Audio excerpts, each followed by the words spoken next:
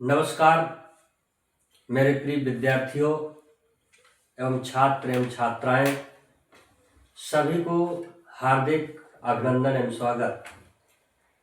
आज के इस टॉपिक में मैं आपको यूपी बोर्ड 2024 का साइंस का पेपर आज हल कराने वाला हूं।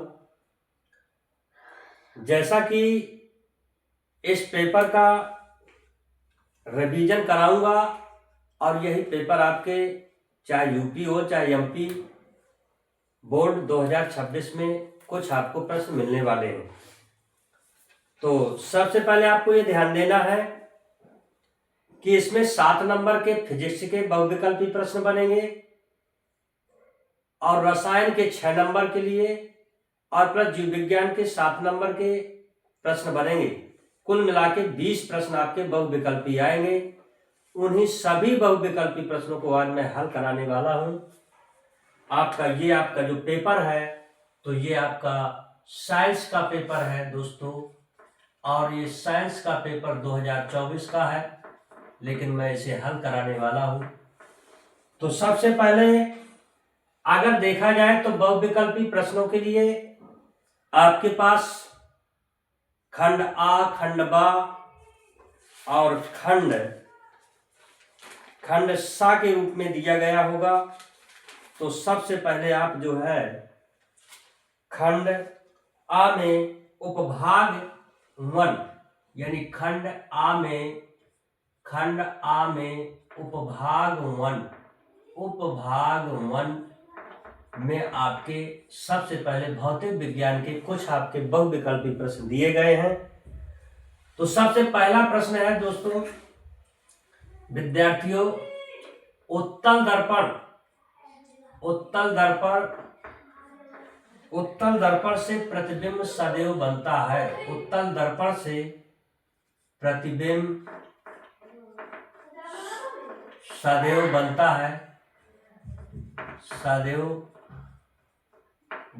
है। तो इसमें आपके 4 विकल्प दिए गए। पहला है वक्रता केंद्र तथा फोकस के बीच। वक्रता केंद्र हिंदी से लिखा होगा वक्रता केंद्र यानी सी से व्यक्त करते हैं, तथा फोकस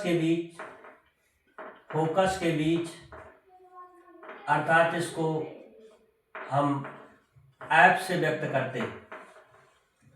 बी नंबर है वक्रता केंद्र तथा अनंत के बीच। वक्रता केंद्र तथा अनंत के बीच। और सी नंबर का विकल्प है दोस्तों ध्रुव तथा फोकस के बीच। ध्रुव तथा फोकस के बीच अर्थात इनका प्रतीक होगा ध्रुव का मतलब P तथा F के बीच। और डी नंबर में होगा कहीं भी बन सकता है। तो अगर कोई ऐसा विकल्प आता है तो मैं आपको बता दूं कि उत्तल दर्पण में वस्तुओं की 2 ही स्थितियां होती हैं और 2 ही स्थितियों पर प्रतिबिंब बनता है। हमेशा आप याद रखेंगे आभासी बनता है और सीधा बनता है। जबकि अवतल दर्पण में यदि बात कही जाए तो वस्तुओं की विभिन्न यानी आपकी 6 स्थितियां होती हैं और 6 तरह के प्रतिबिंब बनते हैं।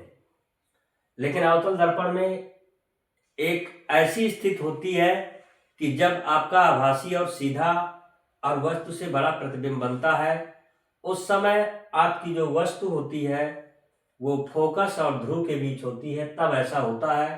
तो आपको ध्यान देना है कि जब भी आपका ऐसा प्रश्न बन जाए कि उत्तल दर्पण से प्रतिबिंब सदैव बनते हैं, तो आप याद कर लेना ध्रुव तथा फोकस के बीच हमेशा प्रतिबिंब बनते हैं। आपका यानी सी नंबर का विकल्प क्या हो जाएगा, सही हो जाएगा। अच्छा, अब दूसरे प्रश्न की बात की जाए यानी फिजिक्स के दूसरे प्रश्न की बात की जाए तो फिजिक्स का जो दूसरा प्रश्न होगा तो दूसरा प्रश्न इसमें दिया गया है कि जब प्रकाश किरण एक माध्यम से दूसरे माध्यम में जाने पर अभिलंब से दूर हटती है तो वह है। तो सबसे पहले आपका इसमें प्रश्न दिया गया है कि प्रश्न लिखा है कि जब प्रकाश किरणें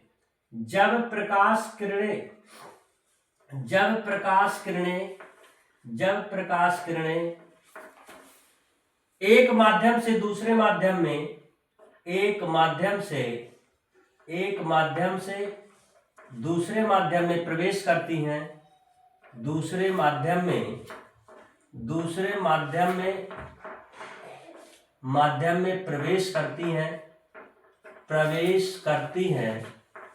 प्रवेश करती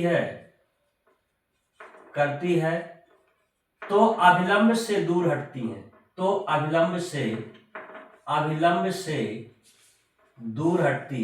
अभिलंब से दूर हटती है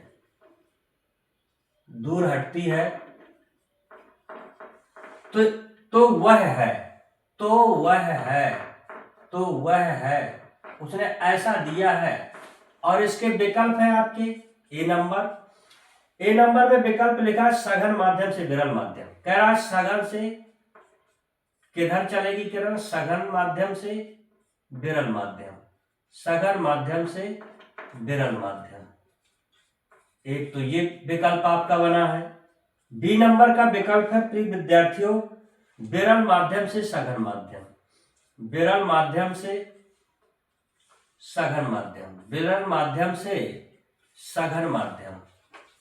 सघन माध्यम। और सी नंबर का विकल्प है दोस्तों कम अपवर्तनांक वाले माध्यम से अधिक अपवर्तनांक की तरफ, कम अपवर्तनांक माध्यम से अधिक अपवर्तनांक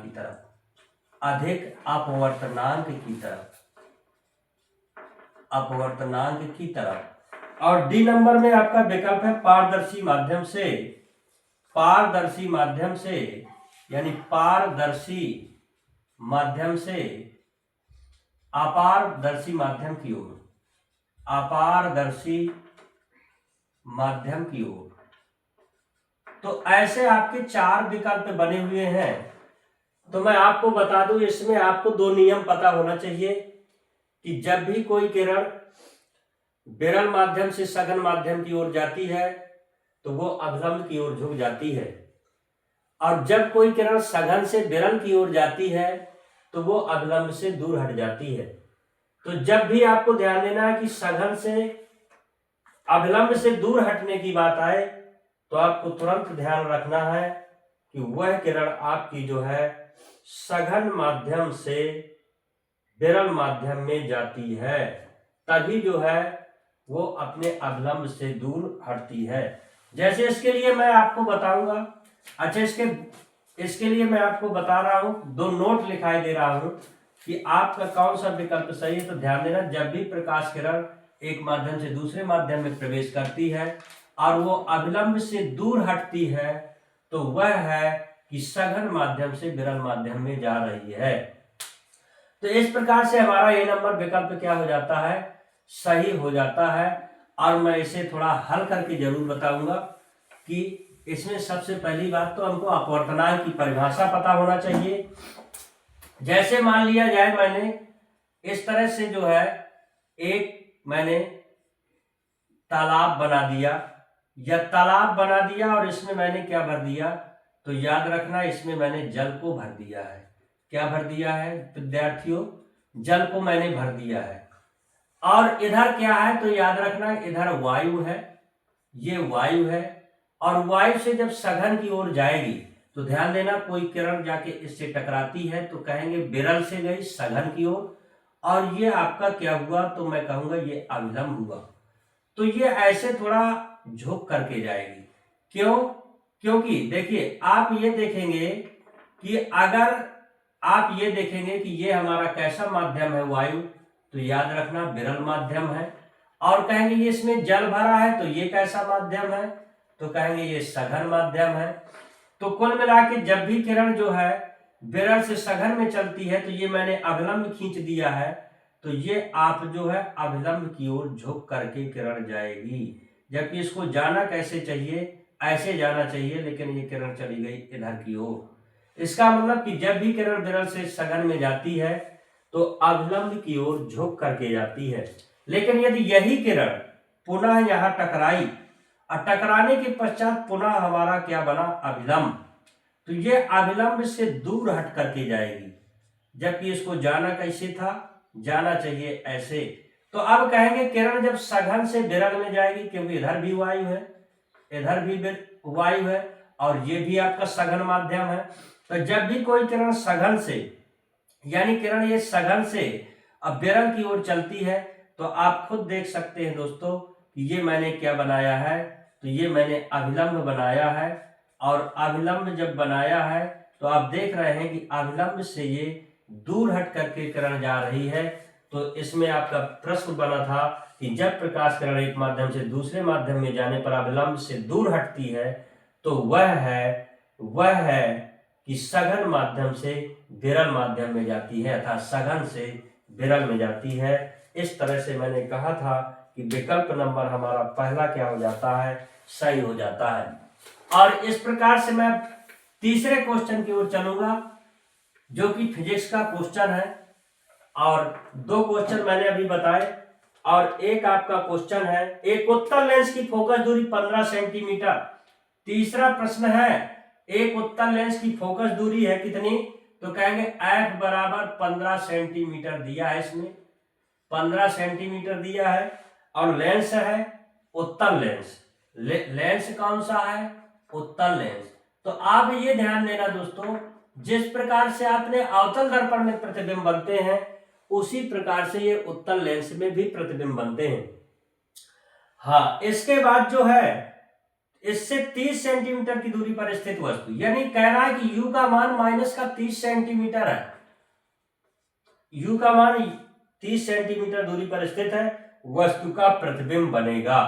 तो कुल मिला के कहता है कि हमारा मतलब यह है कि एक उत्तल लेंस दिया है, ऐसे उत्तल लेंस दिया हुआ है। कहेंगे इसमें हम क्या करेंगे, एक आप मुख्य अक्ष रेखा खींचेंगे, ऐसे मुख्य अक्ष रेखा खींचेंगे तो कहेंगे एक फोकस दूरी इधर होगी f1 और एक इधर होगी 2f1 और इधर होगी क्या, तो f2 और इधर होगी कहेंगे 2f2। इसका मतलब वो कह रहा है कि फोकस दूरी इसकी 15 है, 15 सेंटीमीटर है, लेकिन कह रहा है वस्तु कितनी दूरी पर है, तो ये भी आपका 15 है। तो इसका मतलब वस्तु की दूरी कितनी पर है, तो कहेंगे वस्तु की दूरी हमारी कितनी दी गई है, 30 सेंटीमीटर।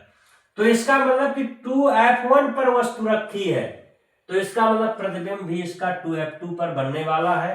तो हम कहेंगे कि 30 सेंटीमीटर पर वस्तु के दूसरी ओर, अर्थात हम लिखेंगे, देखिए वस्तु इस साइड रखी है और इसकी दूरी कितनी है, तो कहेंगे ये 30 सेंटीमीटर है, ये भी। और वस्तु यदि यहां पर रखी है 2f1 पर, तो प्रतिबिंब हमारा कहां पर बनने वाला है, तो याद रखना प्रतिबिंब हमारा यहां पर बनने वाला है।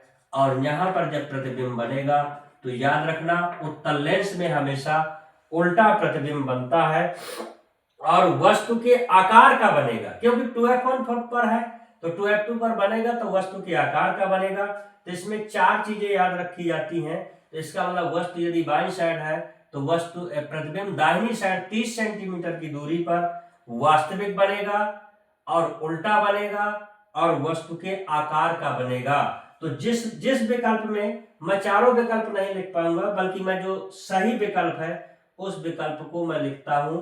आपके पेपर के हिसाब से बी नंबर का विकल्प सही है और उसमें लिखा है कि 30 सेंटीमीटर पर वस्तु की दूसरी ओर, 30 सेंटीमीटर पर वस्तु के दूसरी ओर, मैंने इस चित्र से, इस आरेख से समझा दिया है। दूसरी ओर वास्तविक होगा, क्योंकि हमेशा हमारे उत्तल लेंस में वास्तविक प्रतिबिंब बनते हैं, और उल्टा बनेगा और वस्तु के आकार का बनेगा, इस तरह से हमारा पेपर के आप पेपर देखेंगे 2024 का, उसमें आपका बी नंबर विकल्प क्या हो जाएगा, सही हो जाएगा। इस तरह से अगले अगले विकल्प की ओर चलते हैं। जैसा कि आपका फिजिक्स के 3 आपके विकल्प मैं बता चुका हूं, आपका चौथा विकल्प आपका आया। चौथा विकल्प इसमें दिया है, इसमें चौथे विकल्प में लिखा है कि जब सफेद प्रकाश की बात करें विद्यार्थियों, जब सफेद प्रकाश की बात करें, अब वो कहता है कि इसे एक प्रिज्म से गुजारा जाता है, तो मैंने एक कांच का प्रिज्म बना दिया है इस तरह से दोस्तों। और मैं करता क्या हूं, ये सफेद प्रकाश जो है इस प्रिज्म से टकराएगा, और टकराने के पश्चात जैसे आपका इधर जाएगा, तो टकराने के पश्चात ये एक किरण सीधी चली जाएगी, कुछ इस तरह की किरणें निकलेंगी, ऐसे निकल जाएंगी, 1 2 3 4 5 6 और एक किरण और आएगी। इस तरह से अगर देखा जाए तो ये सफेद प्रकाश है, और इस सफेद प्रकाश को यदि प्रिज्म से गुजारा जाता है, तो जो प्रिज्म होगा, इस प्रिज्म से जब गुजारा जाता है तो वह सफेद प्रकाश अपने घटक रंगों में विभक्त हो जाता है, जिस क्रिया को हम वर्ण विक्षेपण कहते हैं। और इसी में आपके रंग बन जाते हैं। तो कहेंगे, याद करेंगे, जो सबसे प्रिज्म के आधार पर होगा, तो याद रखना बैगनी रंग होगा, बैगनी रंग। अच्छा, बैगनी होगा, फिर इसके बाद जामुनी होगा, और फिर इसके बाद नीला होगा, और फिर हा से हरा होगा, और फिर पी से पीला होगा, और ना से नारंगी होगा, और ला से लाल होगा।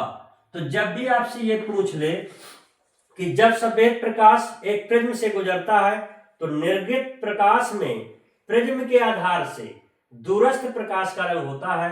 तो इसमें विकल्प आपके 4 दिए गए हैं, लेकिन आपके पेपर का देखेंगे आप, तो पेपर में आपका ए नंबर का विकल्प जो दिया गया है लाल, यानी उसने पूछा है कि प्रिज्म के आधार से दूरस्थ रंग कौन सा होगा, तो अगर आधार से सबसे दूर वाले रंग की बात की जाए, तो वो आपका होगा क्या, लाल होगा। आपको ध्यान देना है, उत्तर इसका कौन सा सही हो जाएगा, लाल हो जाएगा।